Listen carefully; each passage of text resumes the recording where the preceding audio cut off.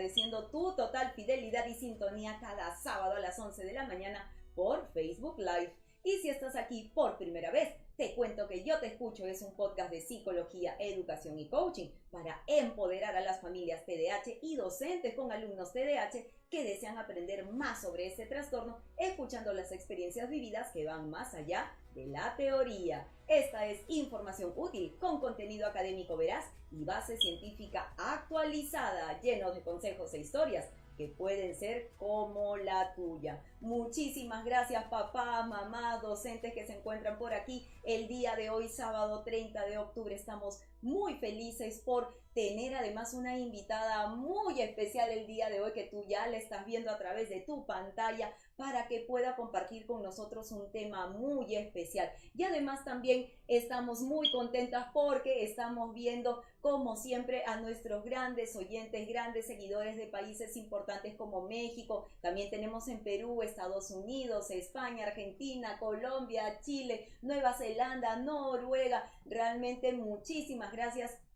a todos nuestros oyentes, porque ya sabes que cuando estás tú, todo conecta muy bien. Así es que bueno, voy a darte una pequeña introducción, papá, mamá, docente, porque hoy vamos a conversar sobre un tema súper actual y pedido por ti a través de las redes sociales, porque tenemos un gran grupo de chicos que continuamente desafían la autoridad, desafían a sus padres, desafían al mundo entero. Parece como si estuvieran viviendo todos los días en un conflicto consigo mismo y no pueden dejar de pelearse.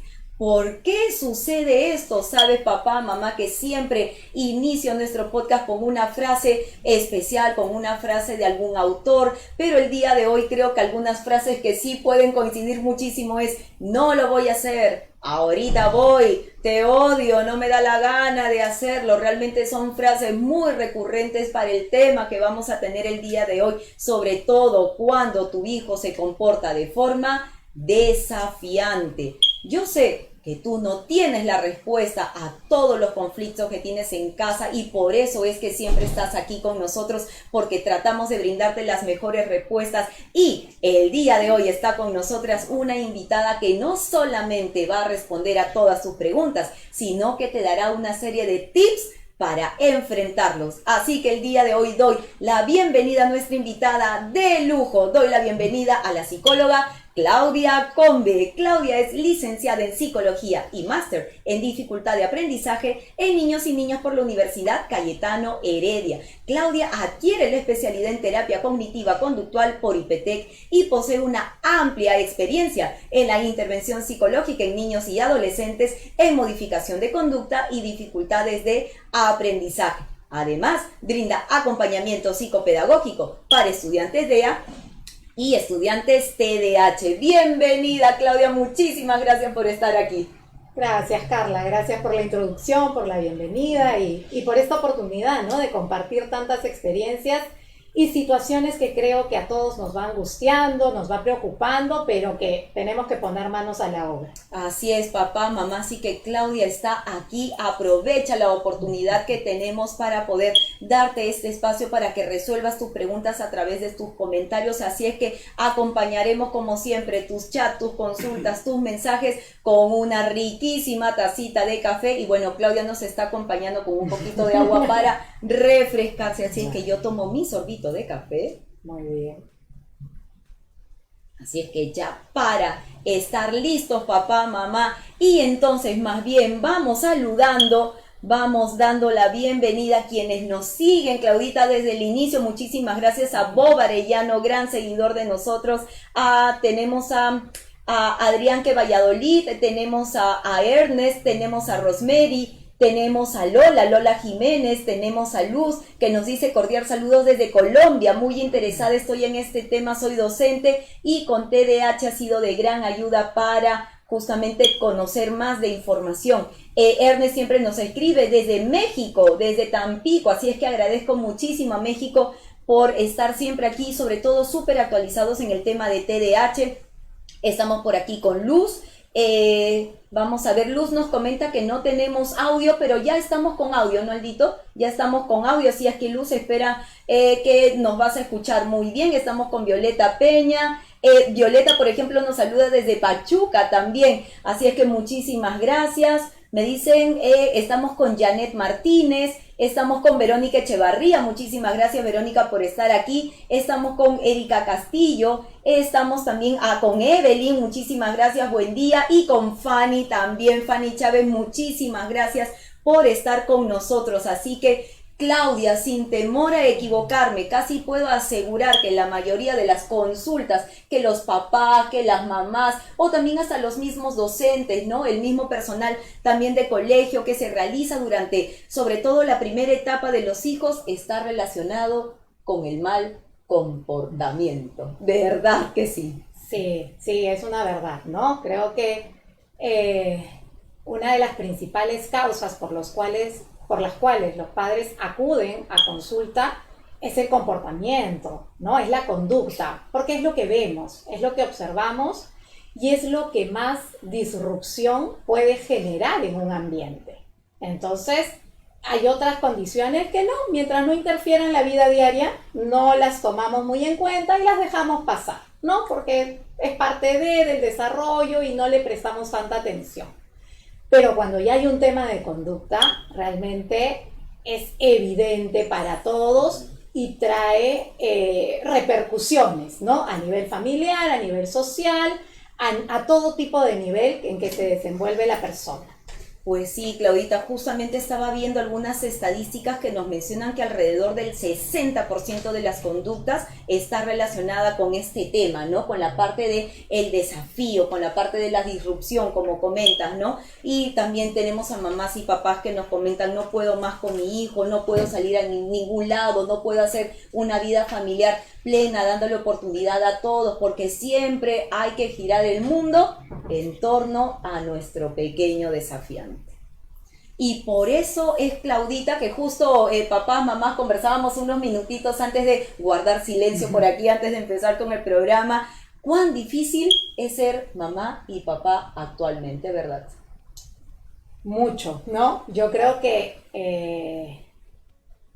por todo el conocimiento que hay actualmente y porque ha cambiado totalmente las dinámicas familiares, es que es un gran reto ser mamá o papá en estos tiempos.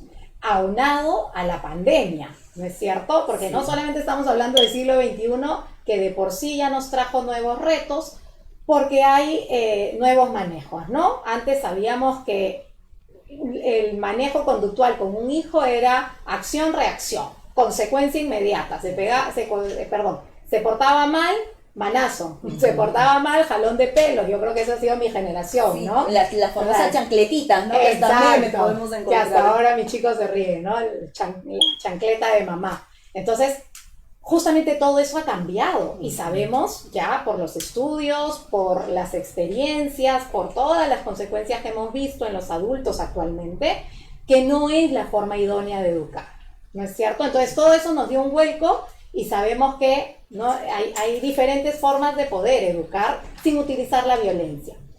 Eso ya de por sí ha sido un reto para los padres porque nos tenemos que educar en eso porque no hemos tenido la experiencia previa. Entonces somos como que esta generación que ha tenido que enfrentarse a esto. Aunado a una pandemia donde de pronto tuvimos a todos los miembros de familia dentro de un mismo espacio, ¿sí? Lo cual ha generado un reto inmenso para todos los que somos padres. Entonces, estamos en ese proceso porque recién se están flexibilizando todas estas situaciones y estamos en cierta medida volviendo a lo que era entre comillas, la normalidad. Pero que sí, ¿no? Creo que sí es un gran desafío el ser papá en la actualidad, papá o mamá. Pues sí, así es que realmente por eso este tema ha sido tan pedido por ti. Justo le comentaba a Claudita que fue ampliamente pedido en las redes porque las conductas disruptivas y más aún con chicos TDAH, las conductas desafiantes fueron una presencia muy marcada durante prácticamente ya estos 2 años de pandemia. Entonces, papá, mamá, ¿cómo se manifiesta una conducta? Claudita, justo estábamos viendo también algunos libros por aquí y estábamos viendo un poquito el tema de la conducta tipo ABC, ¿no? El A que venía a ser como el activador, porque una conducta se manifiesta porque hay algo, ¿no? Un activador, una situación. Luego la B, que es el behavior, que viene a ser el comportamiento, y luego la C, la consecuencia, ¿no? Entonces es muy interesante saber, papá, mamá, que cuando nosotros reaccionamos, hay una razón para reaccionar, ¿verdad, Claudia? Sí, sí, sí, justamente ese es el trabajo que tenemos que hacer nosotros como adultos, ¿no? Sea papá o sea el terapeuta. En este caso el terapeuta es el especialista y le tenemos que enseñar a los papás, a ustedes papás, cómo hacer este trabajo. Y sí, justamente, el niño reacciona ante algo, es una reacción, pero tiene que haber habido un estímulo que desencadena, que le llamamos estímulo desencadenante, ¿no? Es qué pasó. Por eso es que a veces los terapeutas, los que entramos a intervención familiar, preguntamos muchas veces, ¿qué estabas haciendo? ¿Qué pasó? ¿Él qué estaba haciendo? ¿Cómo era el momento? Toda la situación en casa cuando se dio esta conducta desafiante, esta conducta disruptiva. Porque tenemos que entender qué activa para poder nosotros justamente trabajar a nivel de consecuencias que va a ser el que va a mantener o va a disminuir esa conducta disruptiva. Así es, y yo quisiera agregar a Claudita y también ir alineando mucho el apoyo, porque cuando conversamos con los papás en la misma situación, a veces contada de dos formas diferentes, es porque también pasa como filtro para nosotros nuestras creencias, nuestras ideas, nuestros pensamientos. Entonces la situación puede ser la misma, pero la forma como lo mira tu hijo, y sobre todo tu hijo TDAH, entonces puede ser un poquito diferente de la forma como se da en la realidad. Por eso, como Claudia te comenta, creo que el punto importante de la cantidad de preguntas, estaba recordando un gran pequeñito que queremos muchísimo, que me decía, pero Carla, ¿por qué me haces tantas preguntas? Y es porque justamente la base de la terapia, del coaching, se basa en recopilar esa información para poder comprender, y luego por ahí vas viendo sus creencias, vas viendo sus pensamientos, vas viendo sus emociones, ¿no? Y no necesariamente tienen que calzar con las de papá o mamá, ¿verdad, Claudita? Sí, sí, sí, totalmente, ¿no? Yo también lo bromeo con los papás muchas veces, no es por ser chismosos, pero necesito tener la información, ¿no? Estaba viendo televisión, ¿cómo estaba? ¿Qué estabas haciendo? ¿Cómo te acercaste tú? Sí, le arranché el control. Ok, ahí hay algo que podemos modificar, que podemos cambiar, ¿sí? Y justamente a ese conocimiento es que vamos para poder hacer esa intervención y poder lograr los objetivos que todos queremos, Así ¿no? es. Que esta conducta sea más funcional, que esta conducta realmente nos permita poder tener un espacio armónico en casa, tener un espacio de convivencia sana, que no es fácil, porque la convivencia definitivamente no es fácil, pero sí una convivencia sana que nos haga crecer y que nos haga sentir a gusto, porque de eso se trata en donde estemos, y eso es lo que le tenemos que transmitir y enseñar a nuestros hijos, porque ellos en un futuro también van a repetir modelos. Así es, papá, y algo que hemos conversado muchísimo acá, justamente Claudia ha dado en el puntito, porque siempre hablamos, Claudita, del modeling. Nuestros hijos realmente modelan todo lo que nosotros hacemos en casa, y a veces cuando vemos a nuestros hijos con ciertas reacciones nos preguntan, pero ¿de dónde puede haber sacado ese comportamiento? Y a veces somos nosotros los adultos los que no nos damos cuenta que el comportamiento lo hemos mostrado nosotros, el comportamiento es totalmente nuestro. Entonces, Claudita, tú has dado en un punto interesante hace unos segundos que hablaste que la conducta se presenta de manera natural en todos, y podemos tener ciertos momentos en donde cuando algo no nos gusta, cuando algo nos molesta, reaccionamos.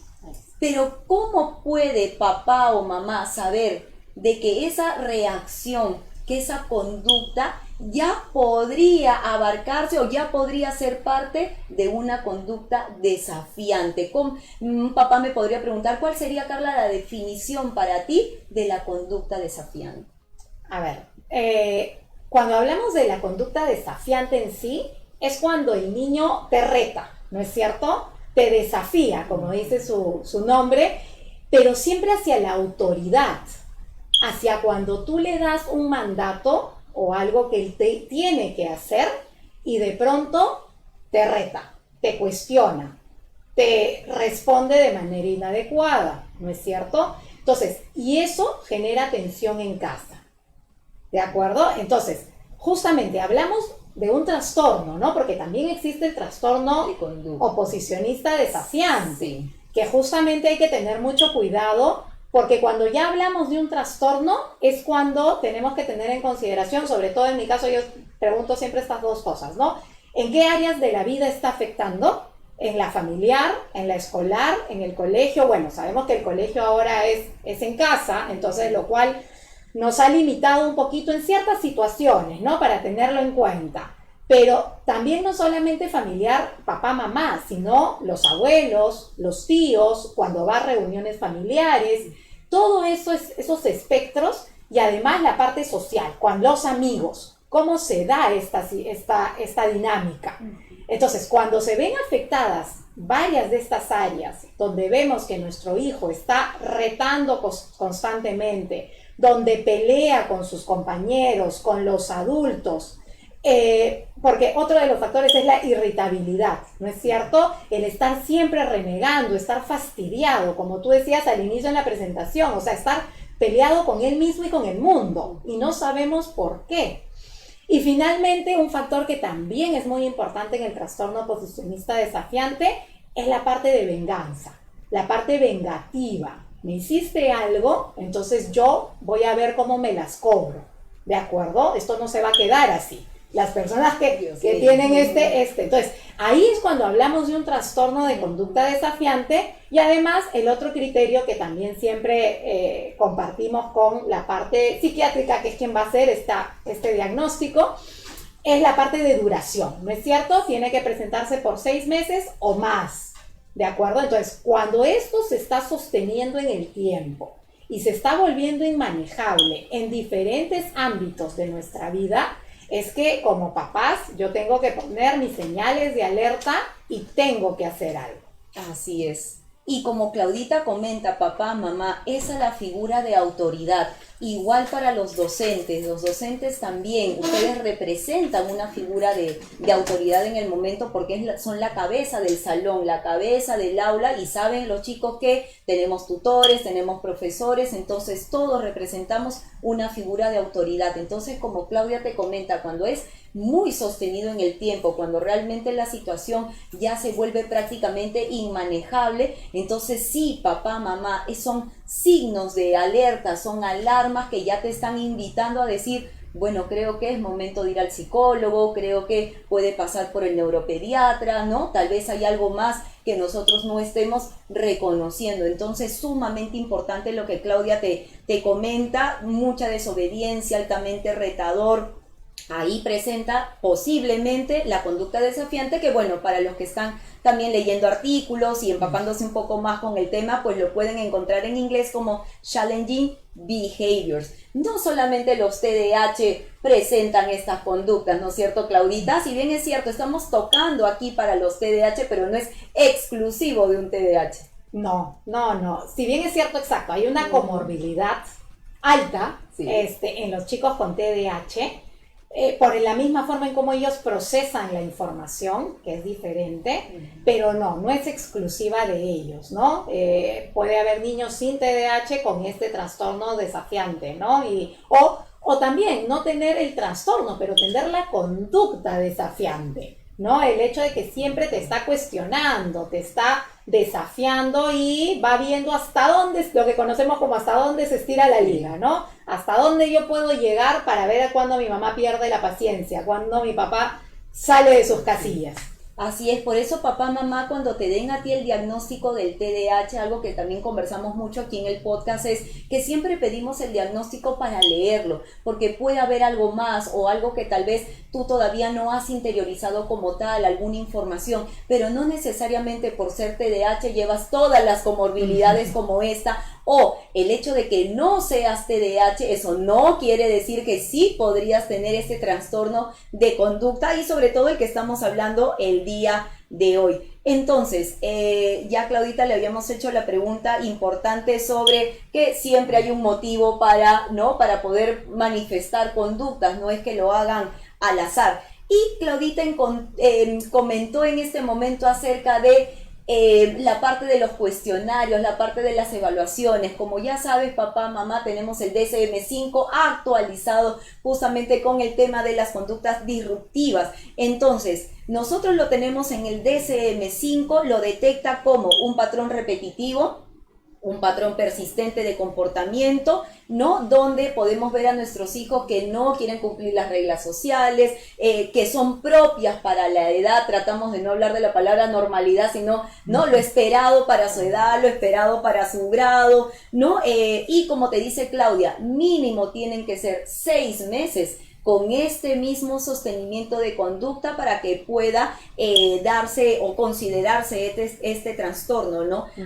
Como siguiente punto, el DSM-5 lo toca como un malestar clínicamente significativo, como dijo Claudia, en lo social, en lo académico, en lo laboral, porque papá, mamá, este trastorno te va a acompañar.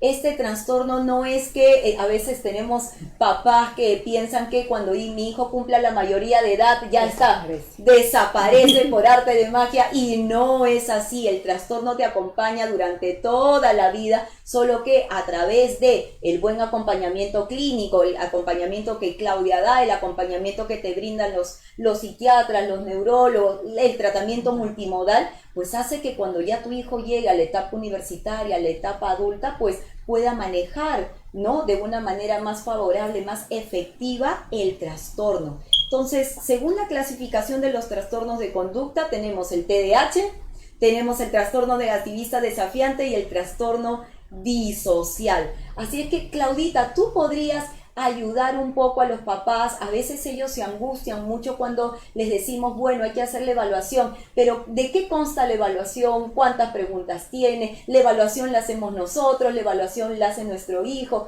¿Cómo es una evaluación para el trastorno de conducta? A ver, es una evaluación integral, ¿no es cierto? Es una evaluación que va a incluir tanto la información que la familia puede dar, los papás, y en algunos casos, cuando hay ciertas dudas, incluimos a los demás miembros que viven con el niño, ¿no? Desafiante. Y es esta recopilación de datos aunada a una entrevista y una evaluación con el niño. Yo siempre no solamente para lo desafiante o lo conductual o el TDAH, yo siempre recomiendo la evaluación cognitiva, porque nos da un mapeo de cómo están las funciones cognitivas, de cómo están estos procesos a nivel verbal, a nivel de razonamiento visoespacial y a nivel de los factores complementarios como la velocidad de procesamiento y la memoria de trabajo, porque eso va a ser muy enriquecedor para el tratamiento que demos. Entonces, yo tengo que saber cuáles son las fortalezas de mis hijos, de mi hijo, a nivel cognitivo, y cuáles son los puntos que hay que trabajar, ¿no? Los puntos débiles, no porque sean una debilidad, sino que hay que compensarlos o hay que trabajarlos. Y justo ahí también me va a dar a mí herramientas para poder hacer el plan de intervención, ¿sí? Y luego tenemos escalas a nivel conductual, que como tú lo has dicho, si bien es cierto, no hablamos de una normalidad, ¿no? Porque al final somos parte de una sociedad que se desarrolla en diferentes términos, pero sí hay conductas justamente o situaciones esperadas a determinada edad, de acuerdo a todo un estudio que hay en desarrollo humano, ¿no es cierto? Años de años estudiando el desarrollo humano para entender qué es lo esperable que se dé en determinadas etapas. Entonces, guiándonos de eso es justamente lo que sí va a ser importante. Hay escalas que justamente miden todo este aspecto conductual y que nos vamos a apoyar en esas escalas a nivel psicológico. Y cuando yo encuentro estos indicadores, tal como tú lo mencionas también, a mí también me gusta complementar la evaluación con la parte o neuropediátrica o psiquiátrica, ¿no? Porque son otros indicadores que en algún momento también puede ser pertinente un tratamiento farmacológico. Cuando estos impulsos son muy elevados y es algo que el niño no puede controlar, vamos a tener que entrar a la parte farmacológica, ¿sí? Que también, yo sé que muchos papás, y eso también lo encuentro en consulta, tienen mucho temor a medicar a sus hijos, ¿no? Porque todavía son pequeños, porque todavía están en formación y no están de acuerdo con la medicación. Pero en algunos casos, como yo les doy la experiencia a los papás, porque no sé si es una pregunta, no sé si me la vas a hacer, me adelanto. Está perfecto. Siempre me dicen, Claudia, ¿tú qué opinas de la medicación? Pero ese es un tema muy personal. Yo no puedo decir que todos los niños tienen que medicarse o que la medicación siempre funciona y es una maravilla, no. Es algo muy personal que hay que verlo con cada niño. Entonces, por eso también el trabajo interdisciplinario con la parte, los profesionales que pueden medicar, que son los médicos, los que han estudiado justamente la parte farmacológica, y de acuerdo a eso hacer una integración para poder dar el diagnóstico en sí, Carla. Así es, y de verdad por eso es que trabajamos siempre con las familias a esta disposición de ver, ¿te gustaría medicarlo? ¿No te gustaría medicarlo? Si lo medico, ¿cuál es el proceso? Si no lo medico, ¿cuáles son las consecuencias? ¿Cuáles son las ventajas? Y también Claudita habló algo muy interesante sobre el tema de las funciones ejecutivas, la parte cognitiva. ¿Por qué? Porque el comportamiento afecta muchísimo el tema del aprendizaje, afecta muchísimo el momento que esté en el colegio y tiene que recibir la información, porque una vez que la información ingrese, ¿cuánto se va a quedar en la memoria de trabajo? ¿Cómo va a llegar a casa? ¿Llega con la información completa? No, es que tuvo un mal día. Justamente esta conducta desafiante no le permitió estar atento en clase, no le permitió poder utilizar pues toda su amplia gama de herramientas para que genere estos procesos. Entonces las funciones ejecutivas pues se ven muy afectadas. Nosotros hablábamos por aquí en un podcast antiguo acerca del cerebro triuno, ¿no? Que tenemos el racional, el emocional y justamente el cognitivo. Entonces, ¿qué sucede, papá, mamá? Que el emocional y no el racional, sino el primitivo, pues paran de la mano en estos pequeñitos porque reaccionan a la primera sin reflexionar, sin parar, sin analizar. Entonces se dejan llevar por el contexto, por el ambiente, y como no hay comunicación con nuestra corteza prefrontal, pues las funciones ejecutivas no van a darse. Entonces, papá, mamá, por eso es tan importante lo que Claudia el día de hoy tiene para ti como haces bajo la manga. Te está hablando de medicación, te está hablando de los beneficios, porque realmente la medicación nos va a ayudar muchísimo a ese stop, ¿no? A que él se pueda dar cuenta, pueda reflexionar un poco más en situaciones graves. Por ejemplo, Claudita, ¿qué situaciones consideras tú que sí ameritarían la presencia de la medicación? ¿Qué tipo de reacciones? En desafiando en la conducta cuando hay autoagresión. Cuando son los niños que no pueden regular su conducta y pueden autoagredirse, golpearse en la pared, desafiar, ¿no es cierto? Y cuando hay este desafío con autolesionarse, que son conductas mucho más extremas, o la lesión al otro, la lesión al papá, la lesión a la mamá o a los hermanos que se pueden ver en peligro. Entonces, cuando sí estamos hablando de conductas más graves, que no es solamente, como tú decías al inicio, ¿no? Muérete o te odio, ¿no? Te odio, estas frases, no quiero, no me da la gana. No es simplemente eso, ¿no? Sino que ya vamos a una parte física donde la autolesión o la lesión al otro, el riesgo en la vida está puesto. Ahí es donde también, sí tenemos que ver la parte farmacológica, porque hay que poner en una balanza, ¿no es cierto?, las consecuencias que esto puede traer. Y que no es porque el niño, y ahí viene la parte, no es porque el niño simplemente no quiera y sacar esta etiqueta de que es malcriado, es que es un malcriado, es que es tonto. Estas etiquetas hacen mucho daño en los niños, sí. Muchísimo. Las tenemos que erradicar, eliminar, siempre ir a la conducta, ¿sí? Siempre definir la conducta que el niño está haciendo. Me estás golpeando, me estás pateando, no me gusta que me patees, ¿sí? Y siempre ser lo más descriptivo con el niño. Y cuando esto ya se da, perdón, me fui, siempre me voy un poquito de la pregunta. Acá hacemos así nuestras dinámicas bastante amplias. Pero justo se relaciona. Cuando esto ya se da, yo sí creo que la parte farmacológica tiene que entrar en consideración. Sí, entonces papá, mamá, ya sabes entonces en qué momento, y sobre todo tienes que reconocerlo, también tienes que ser consciente cuando vayas a la consulta, sí, saber de que todas estas experiencias hay que ponerlas sobre la mesa para que justamente se pueda hacer un buen tratamiento. Entonces tienes que llevar la información, y si hay estas autolesiones, si hay lesiones en casa, si hay agresiones, también es importante compartirlos, porque un plan de trabajo de parte de los terapeutas y los psicólogos se da mucho mejor cuando la información es más completa. Entonces, la medicación lo que va a hacer papá, mamá es compensar pues también ciertos neurotransmisores o compuestos bioquímicos, o que están súper desarrollados en concentración o que hay muy poca concentración de ellos. Entonces, por eso es que la experiencia y los años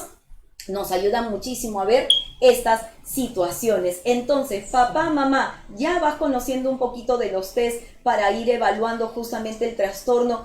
Claudita, antes, siendo las 11:41, vamos a revisar un poquito para ver si es que nos han dejado, oh my God, nos han dejado bastantes comentarios por aquí. Permíteme para acercarme un poco más. Estoy con los lentes, como verán, pero igual a veces queda muy cortita la vista. Por ejemplo, Verónica nos dice: mi hijo, a pesar de usar Concerta para la escuela, hay veces que tiene una pésima actitud ahí, y me dice, ya está mucho más tranquilo, pero sí hay veces que le cuesta controlarlo. Me ha tocado quitarle lo que no le gusta para que se controle fuera de casa. Acciones, creo que de familias que ya conoces, ¿qué le podrías recomendar? Sí, a ver, primero, o sea, la medicación para el TDAH, que viene a ser el Concerta, es algo específico para la parte atencional, ¿de acuerdo? Actúa a nivel dopaminérgico, que es justamente lo que nos ayuda a concentrarnos, a fijarnos en lo que es realmente importante y lo que es realmente primordial, ¿no es cierto? Lo que yo tengo que prestar atención. Pero esto no necesariamente va a trabajar a nivel de impulsividad, ¿sí? Si bien es cierto, una vez que yo focalizo mi atención, como voy a estar ocupada en lo que es importante, claro, voy a disminuir la parte conductual, pero no necesariamente en esta impulsividad, que es la reacción sin mediar el pensamiento con la corteza prefrontal, que era lo que tú mencionabas, a nivel de funciones ejecutivas. Entonces, la medicación no es magia, ¿no es cierto? No es que ya la pastilla y todo el niño va a funcionar de manera regular, por así decirlo. Entonces, eso como para primero tenerlo claro. La medicación ayuda a focalizar la atención. Y sí, ¿no? Muchas veces en algunos niños es sumamente evidente desde que empiezan a tomar la medicación. Sobre lo otro, que justamente se van a presentar las conductas inadecuadas o que son poco adaptativas a un ambiente social, sí, tal cual nos dice, ¿no, Verónica? Sí. Tenemos estos recursos a nivel de refuerzo positivo, lo que conocemos en la terapia conductual como refuerzo positivo, refuerzo negativo, cuando yo tengo que ignorar la conducta, extinguirla, cuando quiero aumentar una conducta, cuando la quiero disminuir. Y todo ese tipo de situaciones que ya estamos entrando más a un plano conductual del tratamiento, que me parece genial, porque sí es algo que como papás vamos a tener que entrenarnos, es un entrenamiento. Entonces, justamente para ese manejo de la conducta que nos está generando alguna dificultad o problema. Y este recurso que utiliza Verónica de le quito lo que le gusta, o sea, te portas mal, ya sabes que te retiro esto, te portas bien, te entrego otra cosa. ¿Cómo te parece? ¿Qué recomendación le podrías dar a Verónica para saber si lo que está haciendo está bien, está mal, o hay algo que se puede mejorar? Mira, yo soy terapeuta conductual, cognitivo-conductual, entonces sí uso mucho los refuerzos, tanto positivo, cuando le damos un premio, y no estoy hablando de algo material, porque muchas veces los papás decimos, sí, pero no le voy a estar comprando un juguete cada vez que se porta bien. No es juguetes, no es un gasto, no es algo. refuerzo positivo puede ser el hecho de decirle, muy bien, me encanta, mira, estoy orgullosísima de ti, me encanta que hayas hecho esto, que hayas recogido tus juguetes. ¡Oh! No puedo creerlo. Y aunque no lo crean, los papás tenemos que también exagerar, así como profesoras de inicial. Sí, papá, tiene que ser teatro 100%. Exacto. Sí. Y abrazarlo y apapacharlo, porque esos son refuerzos, aunque no lo crean los papis, porque a veces me dicen, pero no, él me aleja, pero al niño le gusta. Es una necesidad primaria en el ser humano, el reconocimiento y el cariño. Entonces, así pensemos que se pone rígido, al contrario, tengo que preguntarme como papá, ¿por qué mi hijo se pone rígido cuando recibe cariño? Eso no es una conducta esperable. El niño es, véanlo en un inicial, ¿no es cierto? De reencuentran con la profesora, lo que quieren es apapacharla. Entonces, justamente ese refuerzo positivo es algo que lo tenemos que tener instaurado como familia. En todos los miembros, no es solamente en el hijo desafiante, ¿no? En todos los miembros de la familia. Y por otro lado está este refuerzo negativo, que sí, es válido quitarle algo que a él le agrada para que pueda hacer la conducta esperada, ¿no es cierto?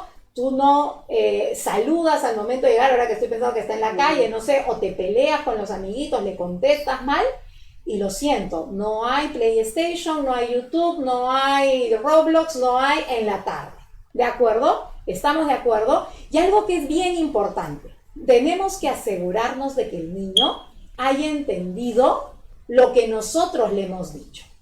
No solamente se trata de que yo como adulto doy la indicación y ya te lo dije, sino que yo tengo que hacer que el niño me parafrasee. ¿Qué te he dicho? ¿Qué te he pedido? Así, ¿no? Porque el lenguaje no verbal también es muy importante, papás. ¿Qué te he pedido? ¿Qué es lo que tienes que hacer cuando lleguemos?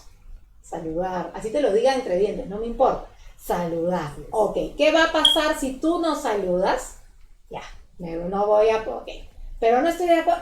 Tú, en tu lugar, no estoy de acuerdo. ¿Por qué, mamá? Pero no es justo. Ya te dije lo que va a pasar. Punto. Entonces, manejar todas esas herramientas a nivel conductual, en realidad yo puedo dar fe que funciona. Sí, y como Claudita comenta, ¿no? No entrar en el conflicto, ¿no? Pero mamá, que tú mantente firme, ¿no? Con la posición, con la regla, con el orden que se ha establecido, con ese trato. Y listo, porque con los chicos con conducta desafiante, justamente entrar y pisar el palito es algo que tienes que evitar sumamente. Entonces tu hijo después podrá recuperar aquello que en ese momento perdió. Y como dice Claudia, papá, mamá, no dejo de ver papás que me dicen, ya le dije, pero lo reforzaste, tú sabes de que él te entendió, que él te comprendió, es que yo supongo, ¿no? Yo pienso, yo creo, y no, tienes que hacer este parafraseo, él tiene que darte con sus propias palabras lo que él ha entendido, porque realmente te vas a sorprender con lo que tú le dices y con lo que ellos entienden, y a veces es totalmente diferente de lo que tú le has pedido. Entonces, esta gran estrategia que nosotros usamos en el colegio,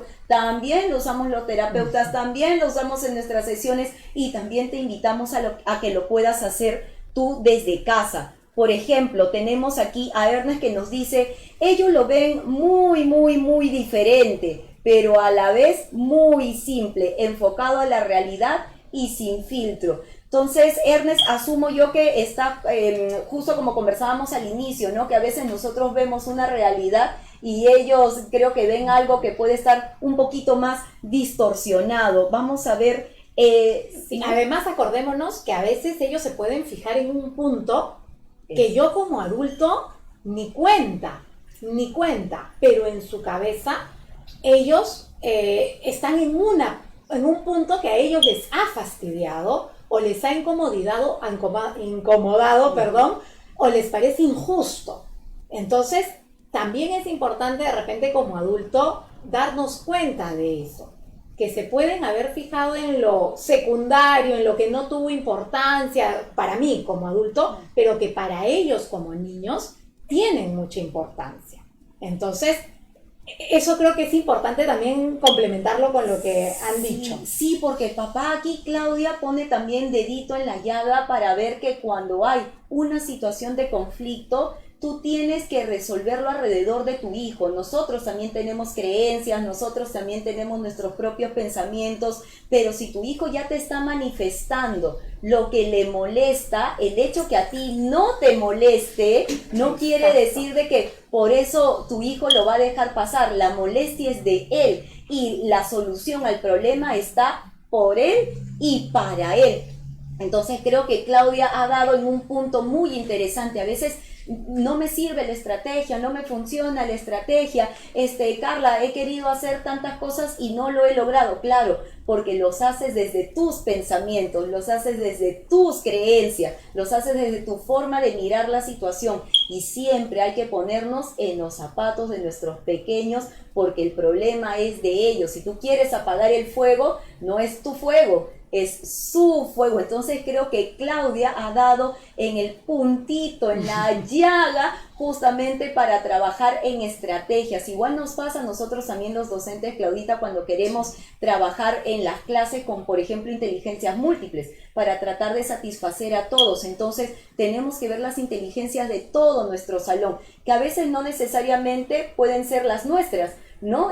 Por ejemplo, somos científicos y de repente una estrategia musical le funciona mejor, pero como yo no soy musical, la evito. Cuando no debe ser así. Tenemos que abordar siempre a nuestros alumnos y tenemos que abordar siempre a nuestros hijos. Ellos son nuestro principal punto. Vamos a ver, me dice Claudia, yo acepté que yo ocupo terapia, pero ¿cuál es la mejor opción? ¿Qué especialista?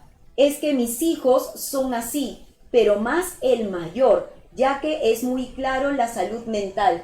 Claudita, si nuestro hijo está en terapia, nosotros los padres también tenemos que estar en terapia. Sí, definitivamente. La intervención es la única forma en que se ha visto el éxito, es el que tiene que involucrar a los padres y a los miembros de la familia. O sea, es importantísimo. Muchas familias viven con los abuelos, tenemos que involucrar a los abuelos. Situación difícil, es un reto trabajar con abuelos porque ya tienen creencias, pensamientos y hábitos instaurados. Y estas etiquetas que siempre digo, que lo vemos más en las personas mayores, ¿no? Entonces sí es importantísimo involucrarlos en las terapias, ver cómo abordar y cómo trabajar. Porque recordemos, o sea, muchas veces los papás, y ahí también, ¿no? Y no es por una crítica, sino que creo que así no, es el chip que tenemos, ¿no?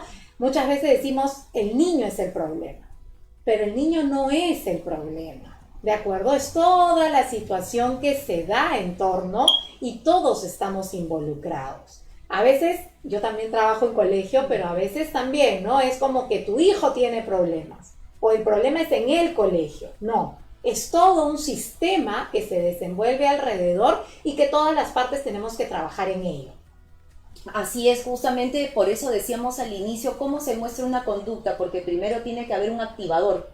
Entonces, si el ambiente no es el favorable para que él minimice justamente su conducta o la forma de expresar lo que siente o lo que quiere, si el ambiente no cambia, si las personas que estamos alrededor no usamos nuestras estrategias, pues tampoco va a funcionar las terapias que se van a llevar a cabo. Por eso es tan importante, mamá, papá, ¿no? Docentes, que el ambiente, ya sea casa, ya sea el parque, la reunión con los amigos, la misma escuela, tratemos de generar pues un ambiente que nos permita manejar mejor las posibles conductas disruptivas que se vayan a presentar. Vamos a ver, nos comenta, Marlene nos dice, ¿hay algún estudio médico para diagnosticar al desafiante? Creo que hemos hablado acerca de, Marlene, acerca de la forma como se va a ir haciendo el diagnóstico. En nuestro manual, ¿no? Que es el manual psiquiátrico diagnóstico, que es el DSM-5. Así Entonces, es. ahí nos dan los criterios bien definidos como para poder tenerlo claro. Y se va actualizando cada cierto tiempo porque justamente también la ciencia va avanzando, el mundo va avanzando, entonces como decía Claudia al inicio, ¿no? El ambiente, el siglo XXI, la exposición a redes sociales, los comportamientos pues van cambiando, y por eso el DSM-5 justamente va actualizándose, nos da la información. Además, lo que se espera del desarrollo en los niños no es lo mismo de la generación de los 80, los niños de los 80, que los niños de ahora, ¿no? Los nativos digitales. No es definitivamente lo mismo y lo vemos. Así es. Vamos a ir viendo con otra pregunta o tal vez otra intervención. Me dice, Marlene nos comenta, mi hijo ha cambiado 3 veces el medicamento. Inició con la risperidona, ¿no? Y no le funcionó. Lo cambiaron a imidaprina, ¿no? Y tampoco funcionó. Y ahora está tomando el metilfenidato y me dice que hay compañeros, bueno, y que hay días que lo tiene pésimo, hay días que sí le funciona un poco más, ¿no? Hay dificultad en la relación con compañeros y maestros. Me dice, tenemos rutinas, ¿no? Que nos están ayudando, ¿no? Para ver lo esperado. Las rutinas funcionan para un chico con trastorno de conducta. A ver, acá hay que tener mucho cuidado. ¿Por qué? Porque, a ver, no, sí funcionan, las rutinas funcionan para, en general, en la vida, ¿no es cierto? Así es. Para chicos con TDAH, para chicos desafiantes, para que una familia funcione. Necesitamos definitivamente rutinas y hábitos, ¿de acuerdo? Pero lo que sí, con un chico desafiante, como papás, nuevamente tenemos que entrenarnos en no ser tan rígidos. Tenemos que trabajar la flexibilidad, ¿sí? Y no es que este momento, ya sabes si es el momento de, no sé, de desayunar, porque los lunes toca desayunar avena, todos los lunes ya, y este es el hábito y la rutina. Eso puede activar, que justamente hablábamos, conductas desafiantes. Entonces, como papá, tengo que respirar y flexibilizar. ¿De acuerdo? En lo que puedo flexibilizar. ¿De acuerdo? Siempre hay un ejemplo típico. O sea, el desayuno, por ejemplo, es algo que es no negociable. ¿No es cierto? El niño tiene que desayunar en las mañanas. Lo que yo puedo negociar, ahora que estamos en pandemia, porque antes el niño tenía que salir, ¿no es cierto? A la movilidad, al colegio, 6:30, 7 de la mañana, irse a estudiar. Pero ahora que estamos en pandemia, puedo flexibilizar. De repente que no tome desayuno tan temprano, pero en su primer break. Y puedo flexibilizar qué puede desayunar de acuerdo a mis posibilidades, ¿no? No me va a pedir unos panqueques y todo esto, no. De acuerdo, ok, puedo flexibilizar. Puedes elegir y pueden armar el menú juntos. Pero esa flexibilidad en las rutinas y en los hábitos es importante. Entonces, a eso me refería cuando tenemos que justamente trabajar este punto de hábitos y rutinas con flexibilidad. Pues sí, Claudia, porque en realidad toda organización debe de tener estas gotitas de flexibilidad. Supongamos que se le presenta una fiesta, supongamos que quiere salir con los amigos, o si estamos en 2 familias, ¿no? Como ver el tema de quiero recogerlo el jueves, ¿no? O voy a ir el viernes más tarde. Entonces, claro, te cambia el esquema, te cambia un horario que ya está estructurado, pero la flexibilidad ayuda muchísimo justamente para poder trabajar e evitar más bien las reacciones, ¿no? De conducta desafiante que puede, o de conducta disruptiva que puede tener tu hijo frente a una situación que no le gustó. Entonces, por ejemplo, si tenemos acá docentes, muchísimas gracias Sofía Córdoba, muy interesante porque justamente el tema de los docentes también va. Si nosotros sabemos, tenemos en el aula niños, ¿no? Y jóvenes con conductas desafiantes, pues tener la rutina desde el inicio ayuda mucho. Tal vez copiarla en la parte superior de la pizarra, en uno de los lados, para que sepa justamente qué es lo que va a suceder. Y claro, también ayudarlo y hacer una anticipación de algo que posiblemente vaya a cambiar, ¿no? O no se vaya a dar. Y explicarle el para qué, ¿no? Explicarle el por qué, el tener las razones, ser muy puntual en el vocabulario con ellos, pero tratar de explicarle por qué se está dando esta situación nueva o por qué estás generando, ¿no? esta nueva situación. Claudita, ya casi para cerrar, Dios mío, porque nos hemos quedado con bastante información, no solamente se presenta la conducta desafiante en los niños, tenemos a muchos papás y mamás de jóvenes, de adolescentes. ¿Podemos también encontrar conducta desafiante en la adolescencia? Sí, en la adolescencia y aprovecho en la adultez. O sea, van a haber estas condiciones y se pueden presentar. Y claro, cuanto más grande es, ¿no?, la etapa de desarrollo, más estrategias vamos a tener que utilizar. Va a ser un poquito más complicado, ¿de acuerdo? Siempre en los adolescentes este tema de ser desafiante es un reto mayor. Entonces, justamente, si no hemos sentado bien estas bases en la niñez, en la infancia, nos va a costar mucho más. Entonces, cuando son niños, a veces como papás creemos que con el castigo, con el gritar, con el llamar la atención fuertemente, como que lo tenemos controlado. Pero es una bomba de tiempo. Si no se trabaja a nivel terapéutico, a nivel familiar, a nivel, si se requiere, ¿no? Dijimos farmacológico y multimodal, sí en la adolescencia corremos más riesgo de que estas conductas se disparen y sean mucho más desafiantes para nosotros como adultos. Así es, por eso es que a veces cuando conversamos con los papás, ¿no? El árbol está creciendo torcidito y ya cuando crece más es muy difícil enderezarlo muchísimo. Y como dice Claudia, porque el costo emocional es más para nosotros los papás, porque ya estamos con más carga laboral, con menos tolerancia, las expectativas ya debieron darse, entonces simplemente eso va a hacer que nos carguemos más y ya esa relación con nuestro hijo adolescente pues se va a quebrar mucho, pero mucho más rápido. Y eso, Carlita, sí, lo que has dicho justamente de todo este componente emocional que como papás tenemos, por eso también respondo a la pregunta anterior que hicieron, porque es importante que nosotros como papás nos involucremos en la terapia, porque también necesitamos soporte.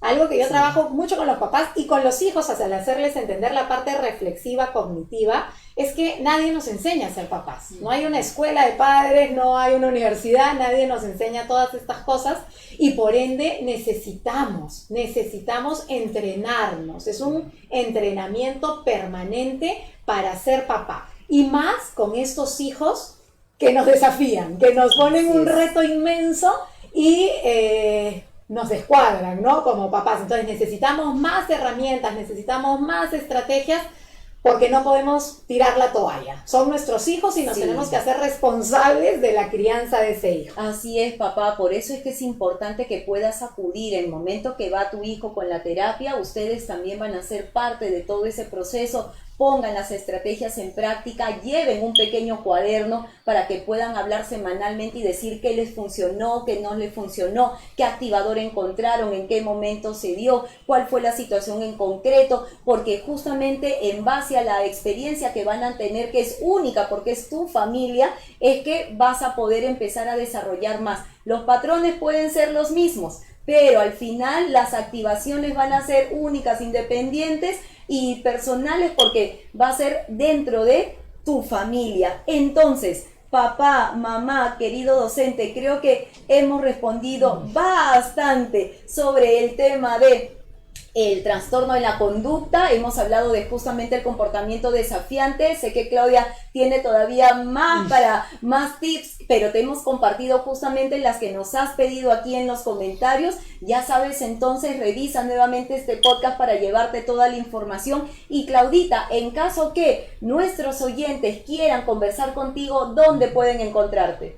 Ay, Carla, gracias. Sí, bueno, a través de mi teléfono celular que tengo, si desean ponerse en contacto, yo soy terapeuta cognitivo-conductual de niños y adolescentes y es el 9874-84746. Así es que, papá, de todas maneras lo vamos a ir poniendo dentro de la sección de comentarios para que puedas tener el número y ya sabes conectarte con ella porque realmente hacen un excelente trabajo, una gran labor, sobre todo orientado para los TDAHs a nivel de cognición y conductual. Claudita, nosotros no queremos despedirnos sin antes darte un pequeño detalle, un agradecimiento. Se encuentra ahí justo en la parte de atrás, ya nuestro manager nos va acercando porque hoy día ya estamos a punto de celebrar una festividad en el Perú bastante importante, así es que muchísimas gracias a la empresa Emocionate que siempre está con nosotros para darle un poquito de alegría y sonrisa a todos nuestros invitados y muchísimas gracias a ti, papá, mamá, oyente, que nos has escuchado el día de hoy y esperamos que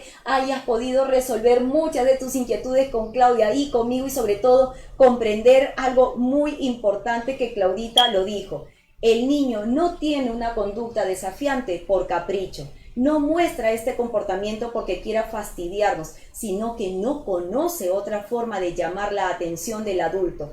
Él quiere ser el centro de atención y lo conseguirá, sea como sea. Así es que papá, mamá, espero que te haya gustado el podcast el día de hoy. Yo te agradezco muchísimo por haber estado con nosotros. Muchas gracias a nuestro auspiciador Time for Learning, que siempre nos acompaña para que todos nuestros invitados estén con nosotros. Así es que ya falta poquísimo, papá, mamá, para terminar el año escolar. Así es que Time for Learning es el centro especializado en brindar clases particulares de reforzamiento online y presencial en San Borja, con metodología de enseñanza-aprendizaje adaptado a las necesidades de tu hijo. Así es que escríbenos por WhatsApp al 938-484-149. Time for Learning, enseñando y motivando con el ejemplo. Muchísimas gracias, Claudita, por haber compartido pues un agradable momento el día de hoy. Te dejamos, mamá, papá, docente, un abrazo inteligente y te deseamos buen fin de semana.